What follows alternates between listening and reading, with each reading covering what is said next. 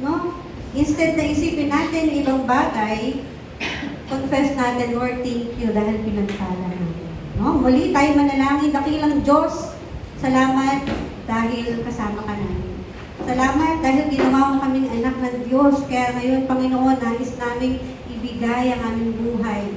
Tulungan niyo kami na maunawaan ang salita mo upang kami ay maging witness, Panginoon. Salamat po sa kabutihan mo at anumang gawain ni Satanas, Panginoon, nakawin yung saya, nakawin yung joy, yung blessing na meron kami, ay ang kong inawasak, binakalaya sa tantangalan ni Jesus.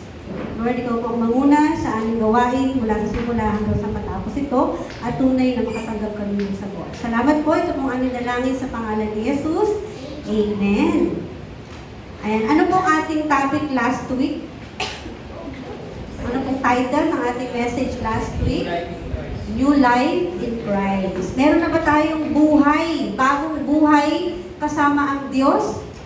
Sabihin mo sa katabi mo, you are born again. Okay, no? Nabuhay tayong muli dahil tayo na ay kaiba. No? Ibang tao na tayo. Dati tayong under ng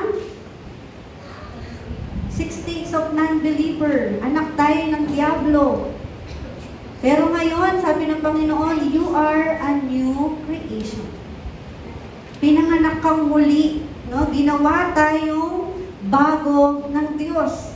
Pero ngayon po, ang ating topic, the power of Jesus' name. Okay? Alam niyo po ba that there's power in the name of Jesus? Kaya nga, when you say in the name of Jesus, yung Diablo, lalayo na siya. Pero, ang may power lang na makagawa nun ay anak ng Diyos. Ito yung isang blessing na binigay sa atin ng Diyos, no? Mula nang naging anak tayo ng Diyos, we can cast out negative. We can cast out problem in the name of Jesus. No, sabi sa ating scripture, I will remain in the world no longer. But they are still in the world, and I am coming to you. Holy Father, protect them by the power of your name, the name you gave me, so that they may be one as we are one. Verse 12 po, tuloy natin. While I was with them, I protected them and kept them safe by the name you gave me. No one has been lost except the one doomed to destruction, so that the scripture would be fulfilled. Okay?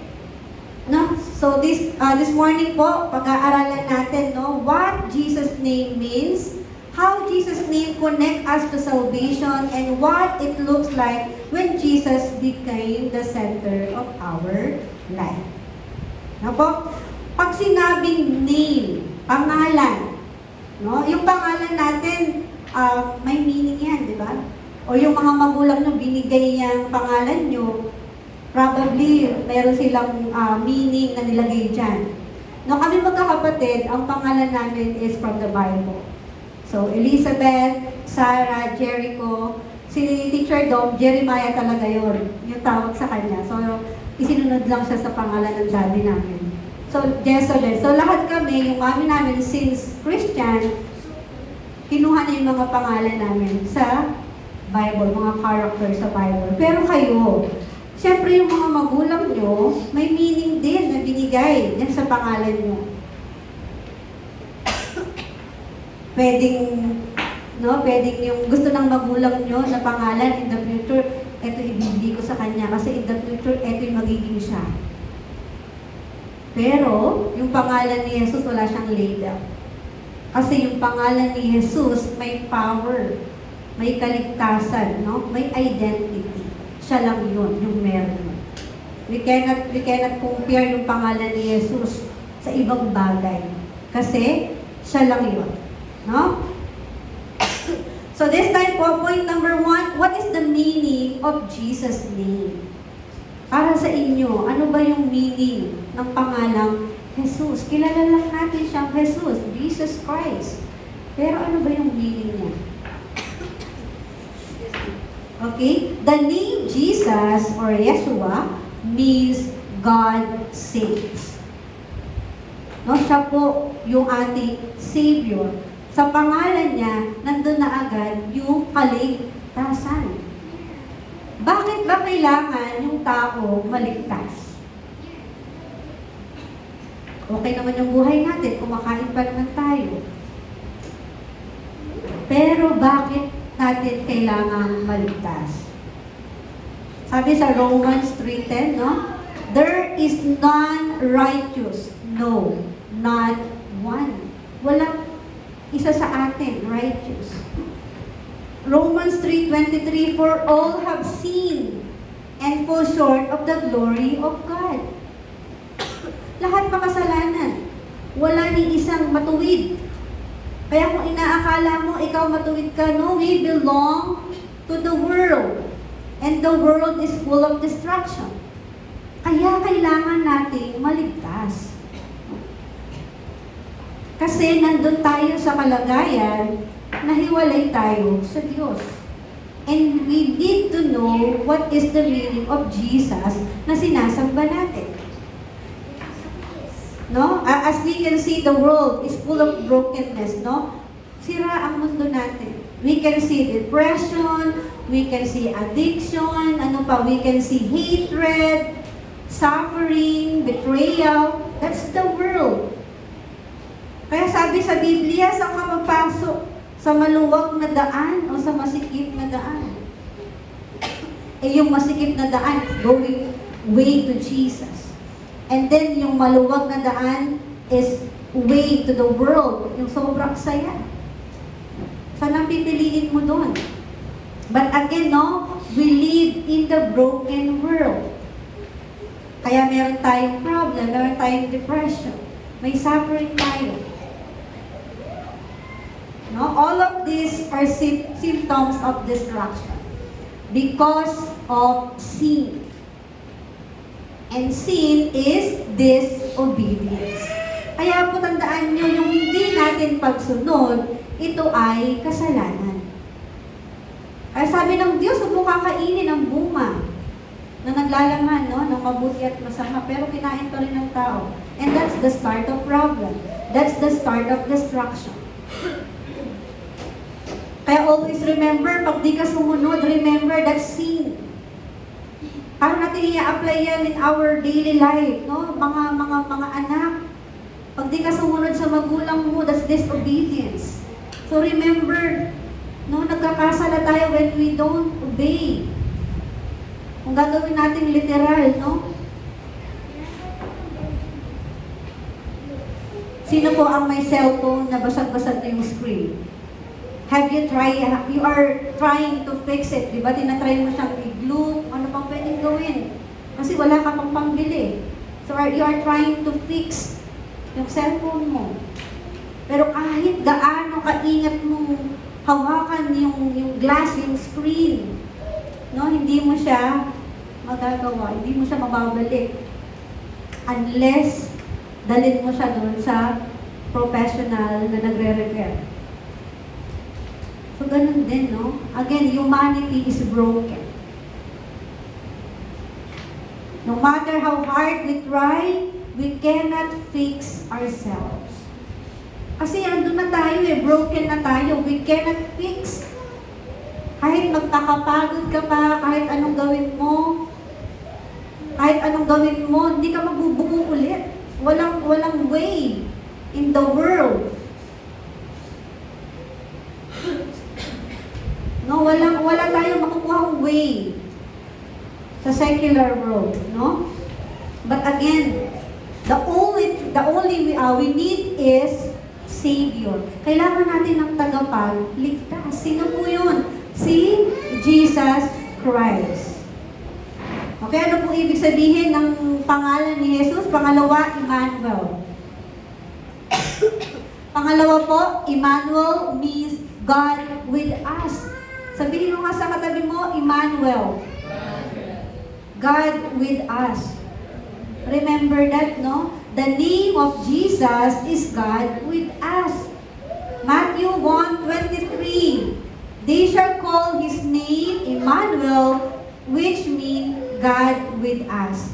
Jesus didn't save us from far away. Lumapit si Jesus. Diba nga, ginawa niya pang maging tao para ma-reach, no, ang mga tao. He came nearer, no, into the world. He came nearer into your struggle. He came nearer into your pain. Kaya kung naghihirap ka ngayon, kung meron kang dinadamdam ngayon, remember that Jesus is come nearer to you. Kailangan lang malaman mo, sino ba siya sa buhay mo?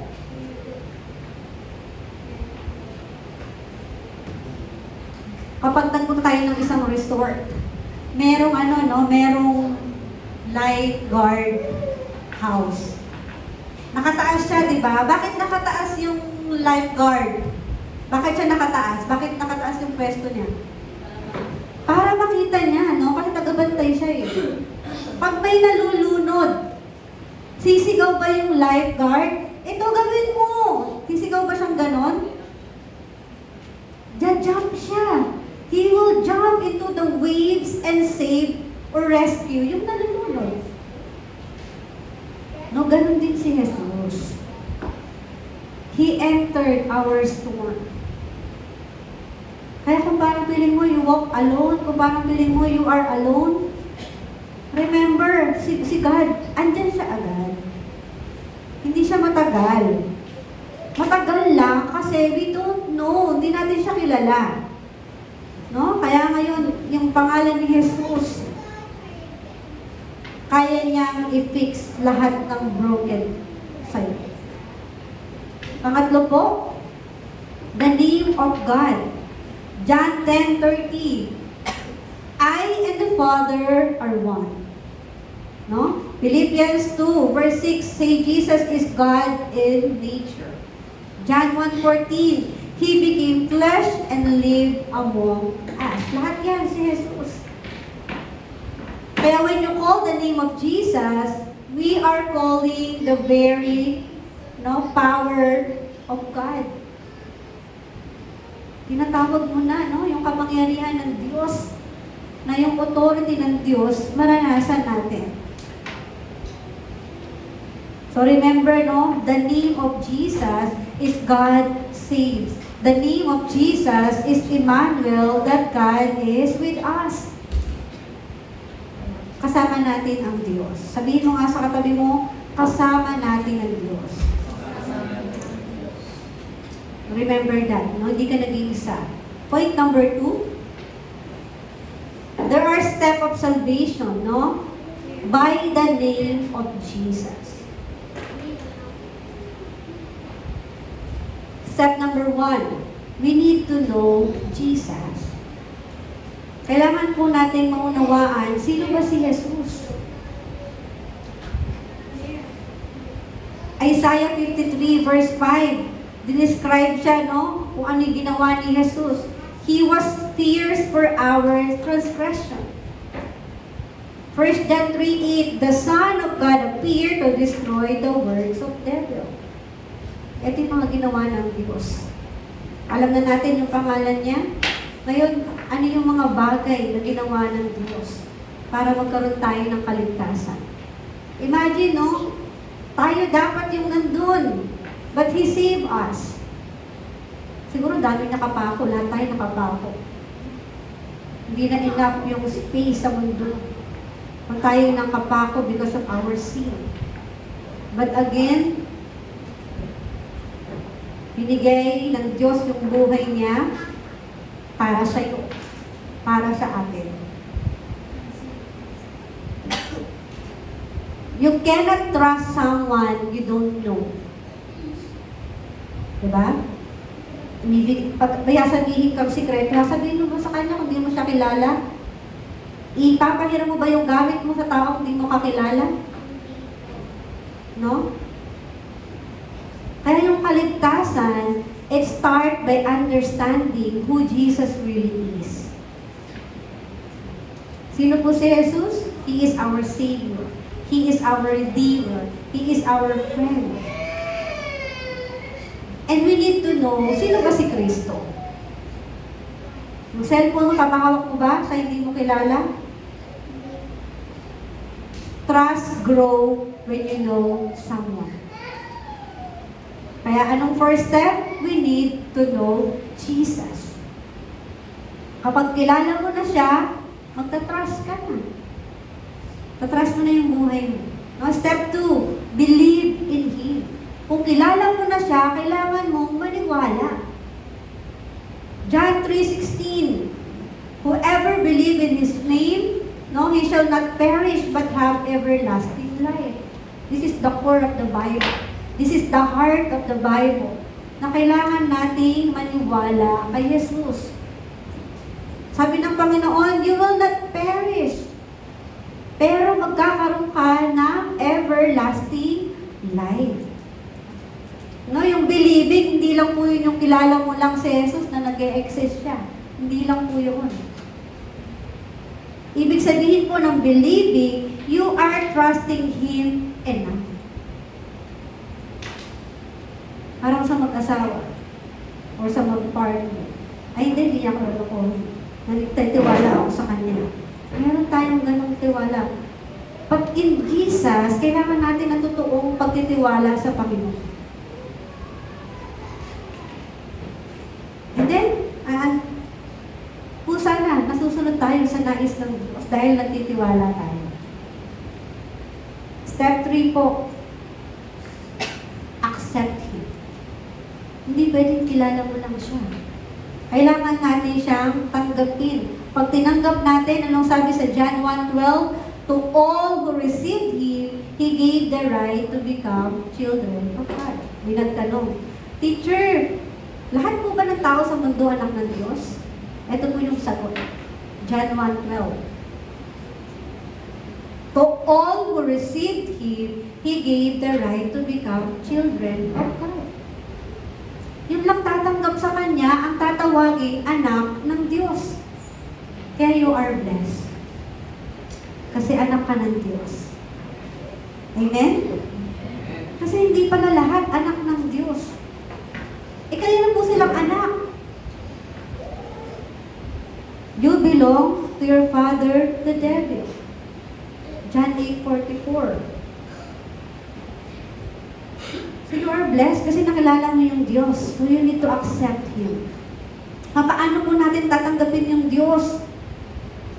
No, last time, I lead you sa acceptance prayer. No? We accept Jesus by prayer. Talk to Him honestly, no? Invite Him into our life. Yung totoong pagtanggap. Accept Him into your heart. Kaya pag tinanong mo, Ate Jayjay at Ate Mira, where is Jesus? Ha? Sa puso. No? With assurance na yung Panginoon nasa puso natin. Kasama niya tayo. Then, put Him in the center of your life. Dapat nakasentro si Jesus. Wala lang sa corner, nasa sentro dapat siya. Dapat leader siya. Hindi siya emergency contact. Na kapag we are in the suffering, Lord, tulungan mo ako, but we are in the situation na sobrang saya. Lana, no? Lana yung Diyos. Dapat, nasa sentro siya ng buhay natin. Ano po yung mangyayari pag tinanggap natin yung Diyos? Of course, the Holy Spirit comes. Nasaan na yung banal na Espiritu ng Diyos? No, 1 Corinthians 2:12 and 3:16. You are now a temple of God. Kaya ingatan natin ang sarili natin. Imagine na wala kang templo, wala kang physical temple. Sabi ng Diyos, you are a temple of God. So ingatan mo yung sarili mo. Dapat walang gasgas, dapat walang banit ng dumi. Because you are a temple of God. Ngayon season ng mga sakit. So bilang isang anak ng Diyos, we need to take care of ourselves, no? Ingatan natin yung sarili natin. Ano po mangyayari when you accept Jesus? You receive everlasting life. You are destined to be in heaven. Hindi sa hell. Everlasting life, no? Jesus guides you through your life. Pangako ng Diyos yan. Ano pa po? He set you free from the devil's power. Hindi ka na kayang galawin ni Satanas. Again po, everything is demonic. Lahat, paglabas mo dyan. And God set you free from that state. Kaya kapag lumabas ka, Lord, in the name of Jesus, lahat ng gawain ni Satanas, no? Lumayas ka. You can confess that. Ano pa po? He prepare a place for you in heaven. Kaya po ano mas malaki, bahay o mansyon? Ha? Sa bahay ng Diyos ay maraming mansyon. He prepare a place for you in heaven. Hindi lang bahay. Mansyon ang pinrepare ng Lord sa iyo. Kaya ano mas malaki, bahay o mansyon? Ha? Sa bahay ng Diyos ay maraming mansyon. Ano pong mas malaki? Bahay. No? God prepare a mansion for you. Wala kang mansion sa lupa, but because you accept Jesus, may mansion ka sa langit. Amen? Kapag tinanggap natin yung Diyos, no? Dapat hindi tayo, we don't feel alone. Kasi kung wala kang makausap sa mga kaibigan mo, nandyan si Lord. Kausapin mo si Lord. Again, what is our GPS? Ano po ang ating GPS? Ano po ang GPS? Yung mga may sasakyan, alam po ang GPS. Ha? Parang yung Waze, no? Our GPS is the Word of God. Kapag naliligaw ka na, you need GPS. To guide you, to warn you, and to lead you to the right place. Again po, our GPS is the Word of God. Kung parang feeling mo you cannot decide, parang feeling mo you cannot do it, ano pong gagawin natin? Go to our GPS. Okay, open our Bible, open our cellphone, no? Mga ano na ngayon eh. And then, read the Word of God. No, lahat po. Nung nag-Bible study kami nung Monday, and then yung mama ni Joy, tumawag. Ang tanong niya, may nanaginip daw. Ano daw ibig sabihin ng panaginip? Pastor, prepare ako sa Word. Pag di tayo sigurado, huwag ka sasagot, no? Mga leaders, so we go to the field. Kaya kailangan alam natin yung salita ng Diyos. We cannot interpret the dreams. Especially kung sometimes, babaw pa tayo sa salita ng Diyos, o hindi tayo nakakapag-church, no? We cannot base kung ano lang yung panaginip natin. Again, no? Kapag tayo na naginip, we need to go back to the Word of God. Kasi minsan, ay, sign na yun. May mamamatay, or may mabubuhay, or may masaya, may malulungkot. You cannot say that. No? Kaya kapag nananaginip tayo, kadalasan, kulang tayo sa panalangin. Dapat hindi na tayo nananaginip. Dapat masarap yung tulog natin. No? Kaya kapag may panaginip, kaya nung sabi ko, ay, Teacher, di nanaginip ka kagabi? Nung kinabukasan na nagtanong kami, hindi po. Ako din, di ako nanaginip, sabi ko. So, minsan ako sa sarili ko, pag nananaginip ako, sobrang lalim ng tulog ko, wala ako dun sa salita ng Diyos. So, ganun lang po yun, no? Kaya we need to pray before and after, no? Tayo matulog. Kailangan di tayo papunta dun sa panaginip. Kasi as we study the 6 days of non-believer, kahit sa panaginip si Satan, gusto na tayong saktan. Eh, wala na tayo dun sa 6 days of non-believer. We are a new creation na. No? Pang-apat po. Step 4. Confess your faith. Romans 10:9. If you confess with your mouth that Jesus is Lord, you will be saved. Kailangan iba ko. Kaya pag nananalangin tayo, no? Binubukan natin yung bibig. Mas powerful pag may lumalabas na salita. No, congratulations ang ating mga leader. Nag-stand na sila. No, palakpakan nga natin ang Diyos. No, when you pray, when you confess, magwo-work yung Lord through your faith. No, Lord, hindi ko kaya. But when you start trying, kaya mo pala. Matthew 10:32-33, no? Tinuturuan tayo ng Diyos na i-acknowledge Him. No? When we acknowledge Jesus, i-acknowledge niya rin tayo. Kaya kung gusto mo ma-acknowledge, gusto natin no? Gusto natin na ma-acknowledge tayo ng tao. Ma-acknowledge tayo ng kung sino man. But when you acknowledge God first, i-acknowledge ka rin niya. Faith becomes stronger when spoken. Kaya nga importante, no, na nakakalabas tayo, nakakapag-share tayo ng Word of God. Then makikita natin kung gaano ka pala gagamitin ng Diyos. Sa number 5, step 5, reveal your faith through action.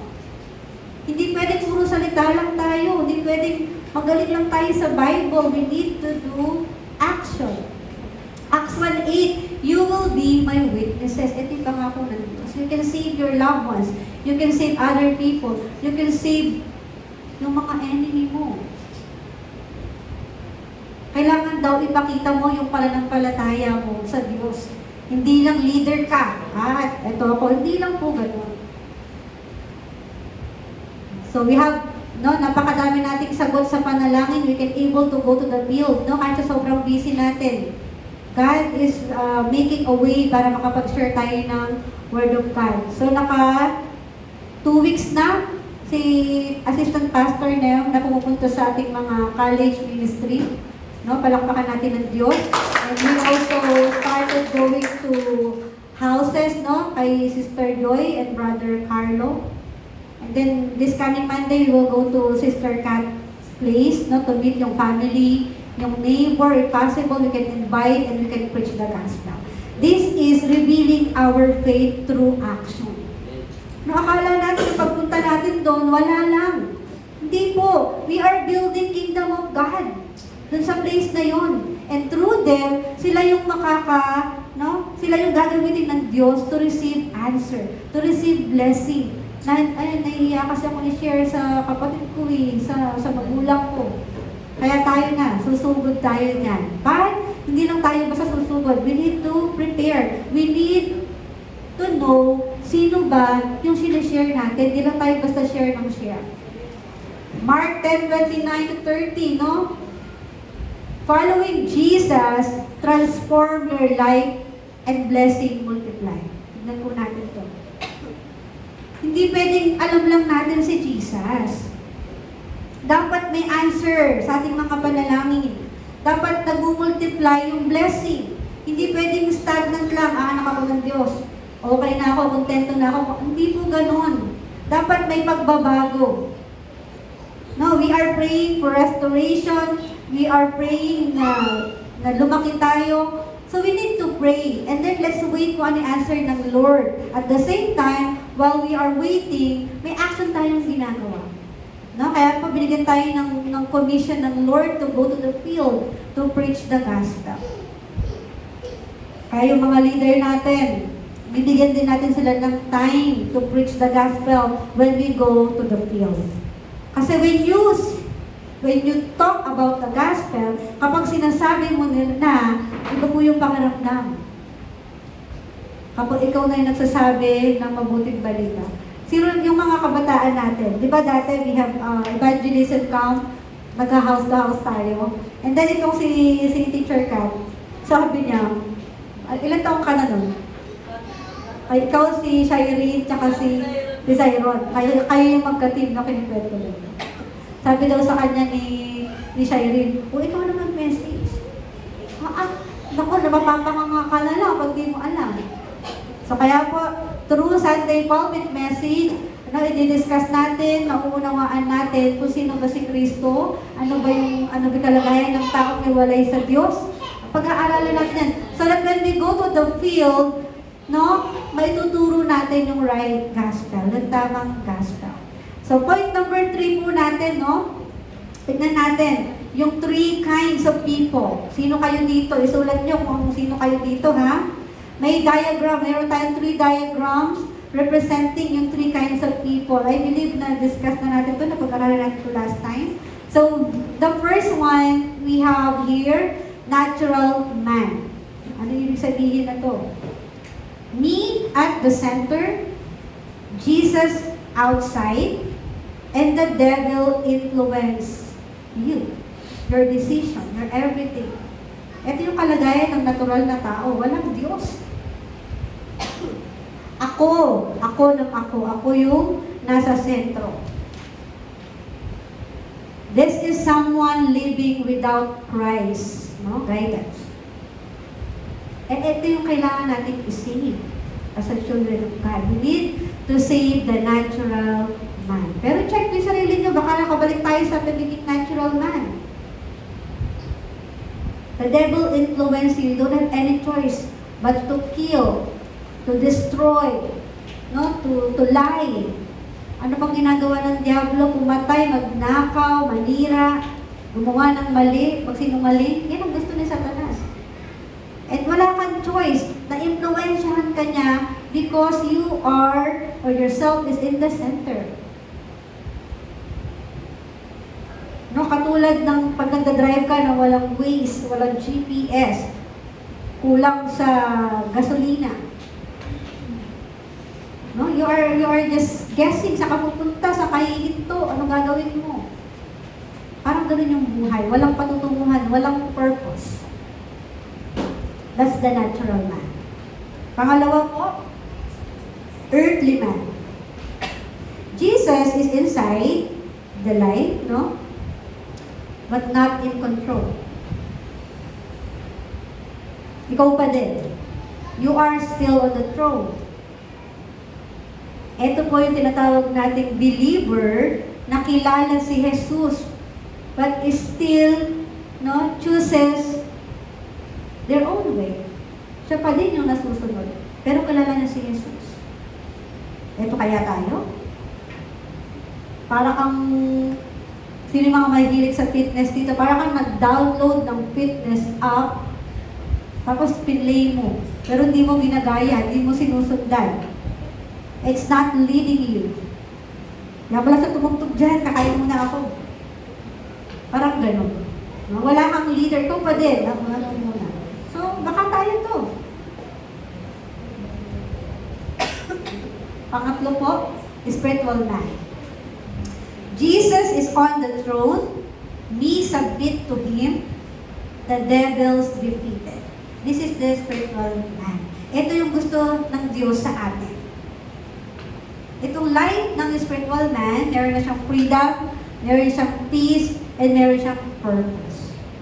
Sa ating mga scripture, ito yung tinuturuan na tayo ng Diyos kasi ito na yung paalis na siya, paakit na siya sa langit, no? Yung resurrection ng Panginoon. Kaya nag-pray si Jesus. Sabi niya, Lord, guide them in your name.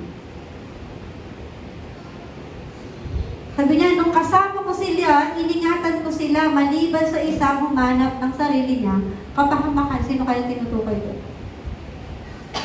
Jesus is praying, no, sa kanyang mga disipulo, kasi aakyat na siya sa langit.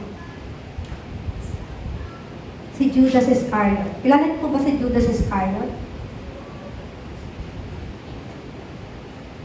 Si Judas Iscariot, isa po siyang tagahawak ng treasure, no, sa kanilang disciples. Isa siya sa mga taga-tago ng mga salapi.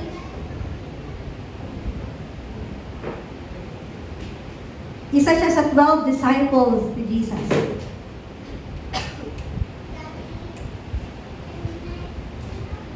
Pero, anong ginawa ni Judas? He betrayed Jesus. Sabi doon sa verse 12 ng ating scripture, maliban sa humanap ng sarili niya, kapahamakan. Si Judas po, he chose destruction. Kasama niya na si Jesus. Minsan ganun tayo, kasama na natin si Jesus. Pero, nandun pa rin tayo sa destruction.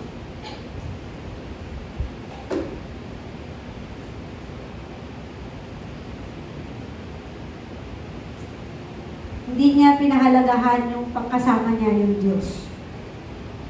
Kaya yun yung panalangin ni Jesus sa mga disciple niya.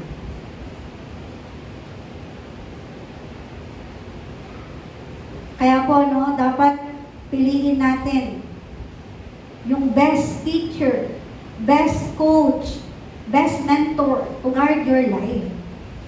Kasi hindi natin lahat kaya.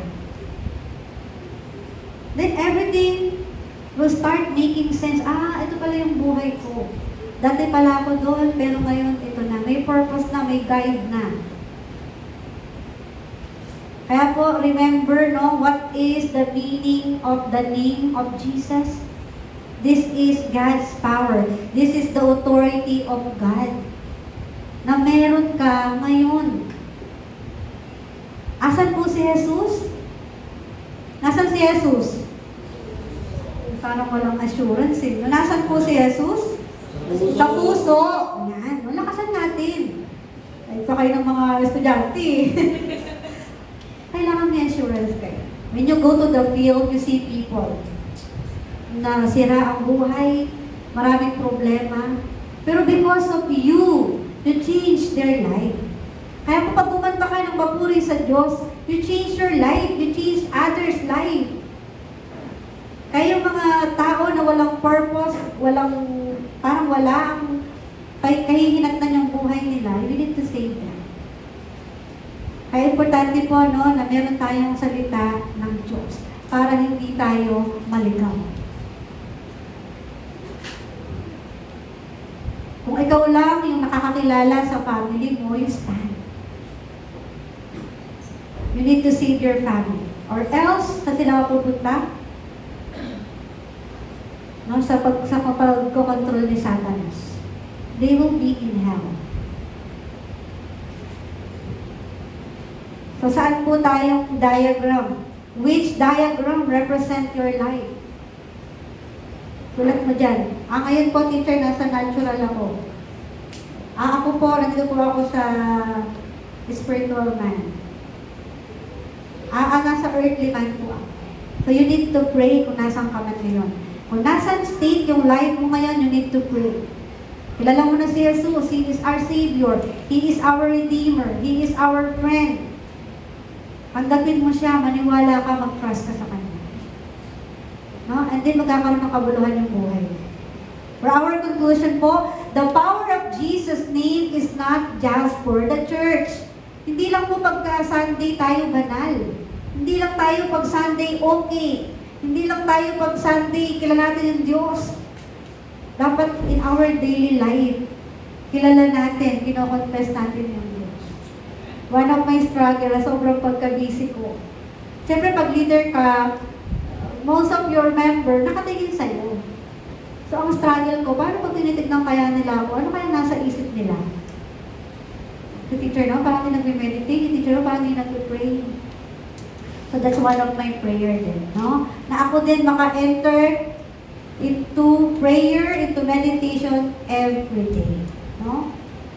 When you are scared, when you are unloved, when you are tempted, when you are depressed, no? When you are unsure sa future mo, ano pong gagawin natin? Calling on Jesus' name. Pag tinatawag natin yung pangalan ni Jesus, tumatawag tayo ng kaligtasan. Tumatawag tayo ng love. Tumatawag tayo ng strength and hope. That's the name of Jesus. Kung wala kang hope, call the name of Jesus.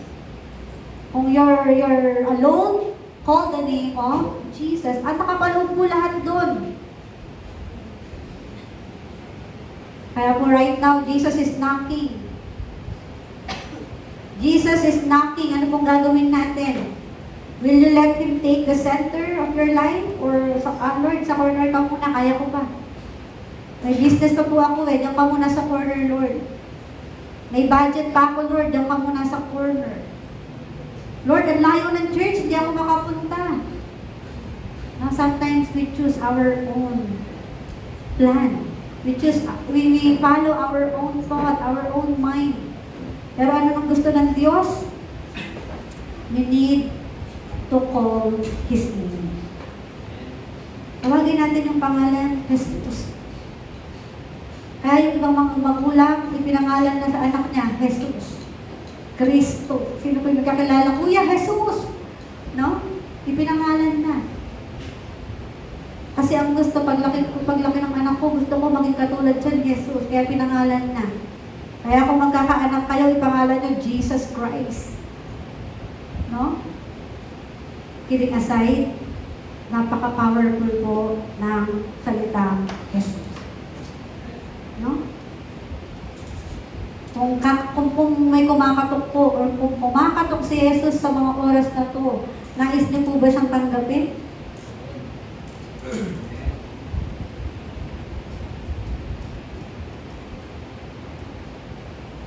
So, minsan nagdadalawang isip pa tayo no? Baka pag tinanggap ko na siya, hindi ko na ito magawa. Malimitahan na yung mga gagawin ko. Sometimes, ganun. Ang hirap kaya maging anak ng Diyos. Bawal ganito, bawal ganyan.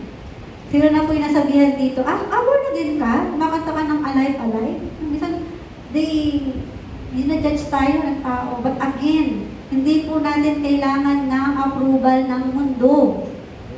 Kahit, minsan ganito kasi ang challenge natin, pag-anak ka na ng Diyos, parang lahat mawawala.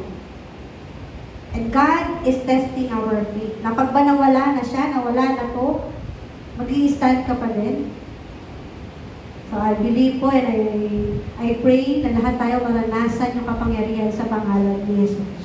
Sa mga oras na to, nais ko po ulit buksan o i-lead kayo sa panalangin pagtanggap. No? Tanggapin po natin si Jesus. Sa kabila ng ating katigasan ng ulo, He come near. Kapag may storm tayong nararanasan, no, in our life, He come near. Kaya sa oras to, lahat po ay nais kong manalangin. If you can confess yung malakas, much better. Sabi po, yung faith, it grows when spoken. Tayo manalangin, aming Diyos, salamat po sa plano ng kaligtasan. Inaamin ko na ako ay nakahiwalay sa iyo at hindi sumunod sa nais mo. Sa oras mo nito, nais ko po humingi ng kapatawaran.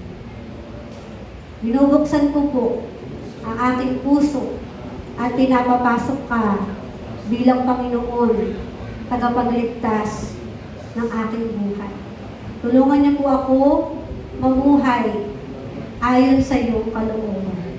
Winawaksi ko na po ang dating ako at tulungan niyo po ako maging bagong nilalang na anak ng Diyos. Salamat po. Ito po ang aming dalangin sa pangalan ni Jesus. Amen. Sabihin mo nga sa katabi mo, congratulations. You are a new creation. Remember that.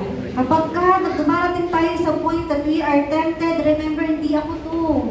Dapat hindi ko to gagawin. Dahil hindi ako to. Dahil ako na ay anak ng Diyos. Pinagpapala ko po kayo, no, sa pangalan ni Jesus. Nawa po everyday, let's confess the name of Jesus. Marami pong paraan. Kapag you're not okay, call the name of Jesus. Kapag okay ka, mas lalong tawagin yung Diyos. Tayo din manalangin. Muli, Panginoon, salamat sa plano ng kaligtasan. Salamat, Panginoon, sa presensya mo na laging nag-guide, nag-remind ng mga words sa amin kung ano dapat namin gawin. In times, Panginoon, na we are tempted, in times na we feel we are alone, naranasan namin na parang naliligaw kami, Panginoon. Lord, thank you for giving us a way out, an exit door, para makaalis kami sa sitwasyon na yun. Kaya Lord, salamat po sa kabutihan mo. Salamat dahil sa pangako mo, Panginoon, lumalakas kami. Salamat dahil sa pananampalataya binigay mo sa amin, we can able to preach the gospel, we can able to save people, other people, Panginoon. Kaya Lord, tulungan niyo kami na panghawakan yung salita mo, how powerful your name is. At salamat po dahil ginawa mo kami anak ng Diyos. Salamat po dahil wala nang kayang gawin si Satanas sa amin. Dahil kami po anak ng Diyos and we have the power of God through your name. Salamat, Panginoon, na maranasan ka namin sa araw-araw, ma-apply namin yung salita mo sa araw-araw. Sa iyo po ang papuri, para salamat sa tanging pangalan ni Jesus. Ang lahat po ay sabi na, Amen.